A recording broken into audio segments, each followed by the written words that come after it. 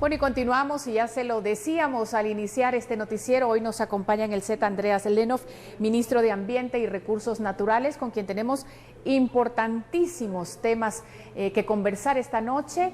Y bueno, le damos la bienvenida y le agradecemos que se encuentre con nosotros. Pocas semanas de estar en el cargo, ¿cómo encuentra esa cartera? Pues muchas gracias, buenas noches. Después de 5 semanas, puedo decir que el Ministerio de Ambiente es un ministerio importante donde sí encontramos algunos temas que no nos ayudan. Por ejemplo, el reglamento de evaluación, control y seguimiento ambiental, que definitivamente hay que reformarlo. Es el reglamento que nos permite, que nos regula la emisión de los estudios de impacto ambiental, y tiene una serie de errores y que esperamos que antes del 14 a las 14 vamos a reformarlo.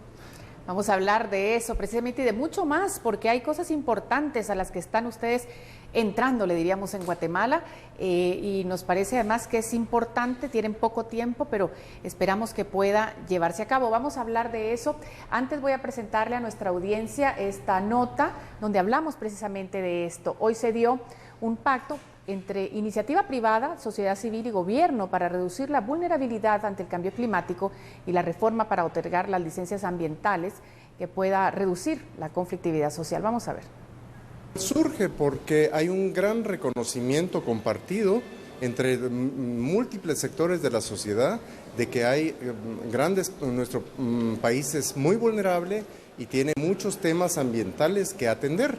El tema del agua, el tema de la basura, el tema de la deforestación. El ministro de Ambiente recordó que el país debe asumir los compromisos y acuerdos firmados y que es parte para reducir la vulnerabilidad ante el cambio climático. Ante ello se realizará un diálogo por 5 semanas entre la sociedad civil, sector privado y gobierno para dejar una agenda ambiental. ¿Cómo atender la vulnerabilidad ante el cambio climático de nuestro país? Otro es el tema de cuidar el agua, que es un interés compartido para nosotros todos. El tercero se relaciona con cómo atender la escandalosa deforestación a la que está sujeta nuestro país. La producción sostenible y competitiva, la gestión de permisos y licencias es otro de los temas por lo obsoleto que ha quedado y que reduciría la conflictividad social. El compromiso de revisar, de hacer la reingeniería interna, de renovar y actualizar los reglamentos y de trabajar de una forma más efectiva y más eficiente en el proceso de licenciamiento, justamente para reducir la conflictividad alrededor de estos temas. Lo que se busca es que no sea un requisito, sino un instrumento para prevenir y mitigar todos los impactos ambientales. Por una Guatemala en paz, Ana Lucía Morales y Noé Medina. Bueno, vamos a iniciar esta conversación con el señor ministro y vamos a poner la mesa clara. No se ha firmado nada todavía. Este pacto ambiental es una iniciativa que ahora proyecta reunirse con todos los actores. ¿Nos puede explicar un poco? Correcto. Lo que fue el acto del día de hoy fue el banderazo de salida a un proceso de diálogo entre múltiples sectores que va a durar, van a haber 3 encerronas durante las próximas 5 semanas. Y los actores de la sociedad que participan son, entre otros, los empresarios, las universidades, los líderes indígenas, representantes de organizaciones sociales, ONGs ambientalistas, los mismos partidos políticos, el gobierno actual, ojalá el gobierno que ha sido electo. Y entre todos van a hacer estos diálogos durante las próximas 5 semanas y esperemos que antes del 14 a las 14 estemos listos todos los sectores de suscribir una agenda estratégica de los temas importantes ambientales para el país y una serie de compromisos que cada uno va a asumir para llevar adelante la gestión ambiental del país. Hay que hablar de esos compromisos también, pero para ver el panorama más claramente, para quienes no somos ni expertos ni mucho menos, ¿cuáles son esos temas centrales que se van a tratar? Pues uno de los grandes temas es la deforestación. En este país todos los años perdemos 132.000 hectáreas. O sea, nuestro país está deforestando a una velocidad realmente tremenda. Otro de los temas es el tema de cuidar el agua. Para todos es la seguridad hídrica, es importante para la seguridad alimentaria, para la seguridad energética. El tema del agua es un tema que nos compete a todos. Tomando en cuenta que en Guatemala, según hemos visto por ahí, más del 90% del agua que existe, que hay mucha, está contaminada para el uso humano, y eso parece increíble en un país que llamamos la eterna primavera. Es exactamente así, es un país muy abundante en agua, pero realmente no hemos cuidado nuestras fuentes y nuestros cuerpos de agua. Lo hemos contaminado, pero también estamos sobreexplotando. La misma ciudad de Guatemala es un gran consumidor de agua y la verdad que las perspectivas sobre el agua de esta ciudad no son nada buenas. Otro tema importante de este pacto. Otro tema del pacto es la preparación ante el cambio climático. Nos enfrentamos para el año entrante a una canícula que está anunciada como muy severa, que va a afectar a muchos miles de guatemaltecos en términos de inseguridad alimentaria, va a afectar la producción de agricultura, también de la exportación, y va a generar probablemente la misma cantidad de fuegos o más que tuvimos en el 98.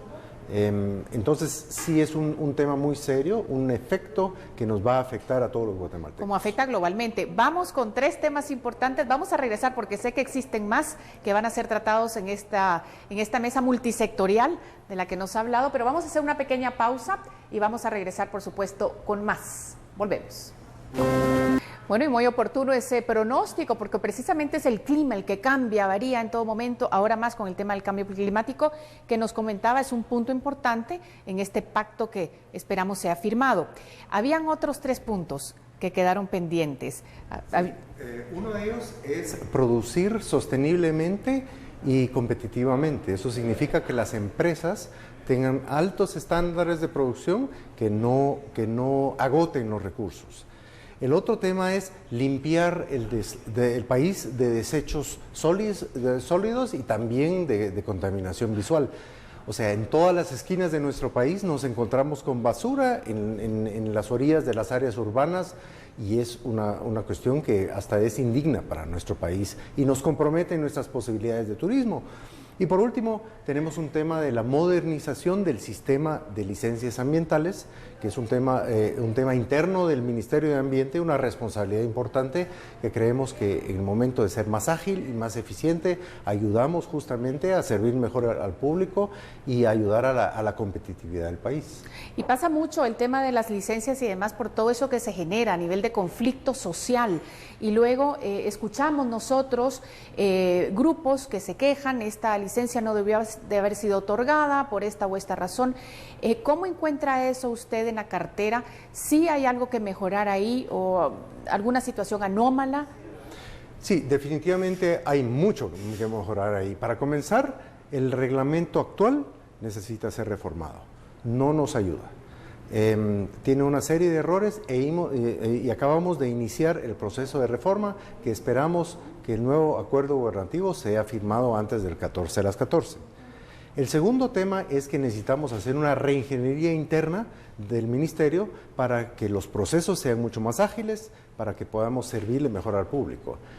Y en tercer lugar tenemos que se ha acumulado a través del tiempo una gran represa de expedientes, una inmensa carga de trabajo que en este periodo estamos tratando de movilizarla, pero tampoco es tan fácil. Y por último, el país necesita un laboratorio de calidad ambiental, que yo lo llamo el INASIF ambiental, para poder determinar con claridad cuando hay un caso de una emergencia ambiental, cuando se monitorea para tener con mucho más certeza la información sobre cuál fue la situación y incluso en un caso judicial poder proveer pruebas o poder tener información técnica. Para que se encuentren resultados también, ¿verdad? El caso del Cambrai, por ejemplo, sonó muchísimo el tema de cómo se permitió hacer una vivienda, la construcción en esa área tan delicada y se hablaba mucho de eso. ¿Quién supervisó? ¿Quién dio la la luz verde, digamos? En ese momento, en gran medida es responsabilidad de las municipalidades. Esto fue hecho hace muchos años todavía, incluso antes de la existencia del Ministerio de Ambiente y Recursos Naturales. Y sí, definitivamente en muchas áreas de nuestro país no debieron haber establecido áreas residenciales, o, por ejemplo, se hacen proyectos industriales de la forma inapropiada. Para eso justamente son los estudios de impacto ambiental, para prevenir y mitigar los impactos ambientales y para de alguna forma informar a quien está desarrollando el proyecto cuáles son las medidas que puede tomar que no pongan en riesgo ni la propia industria del proyecto y tampoco tengan un impacto negativo sobre el resto del país y sobre el entorno. ¿Cuál es el papel, ya para ir cerrando un poco el tema, cuál es el papel entonces del ministerio que usted lidera en relación a casos, por ejemplo, como el llamado ecocidio, este tipo de situaciones que han afectado directamente, que ha sido una noticia muy importante que al final se queda como en nada y no es el único caso, hay muchísimos más? ¿Cuál es el papel del ministerio? El rol del ministerio realmente es un rol técnico, en el sentido de que la responsabilidad es medir, por ejemplo, en el caso del Río de la Pasión, la calidad de agua, cuál es la situación con el agua en sí, pero también es el monitoreo de las empresas que tienen por ejemplo, los estudios de impacto ambiental, si los están cumpliendo, si en este caso hubo un accidente, por ejemplo. ¿Incide, digamos, de alguna manera directa o solo queda como en un estudio, una recomendación? ¿Hay alguna manera de decir? El ministerio monitorea, va directamente a los lugares, monitorea, toma muestras, manda las muestras a los laboratorios. En este país todavía no existe suficiente capacidad de laboratorio y eso es el tema del INASIF ambiental que requerimos, pero luego el ministerio está facultado para sancionar administrativamente cuando encuentra un error y sancionar. Eso significa una sanción monetaria. Entonces, y por último, puede interponer una denuncia penal cuando hay una situación penal. Dado el caso. Bueno, pues muchísimas gracias. Quisiera yo que antes de despedirlo, nos dijera entonces la importancia de este pacto, cómo urge usted a los diferentes actores a que participen. ¿Están respondiendo? Esa es una pregunta importante también. ¿Y qué espera usted de aquí al 14 de enero? Sí, el pacto ambiental realmente que hemos lanzado ahora conjuntamente con los demás sectores tiene sus raíces del reconocimiento que la población guatemalteca sabe que la responsabilidad sobre manejar un buen ambiente es de todos, es compartida. No se le puede indilgar solamente al gobierno.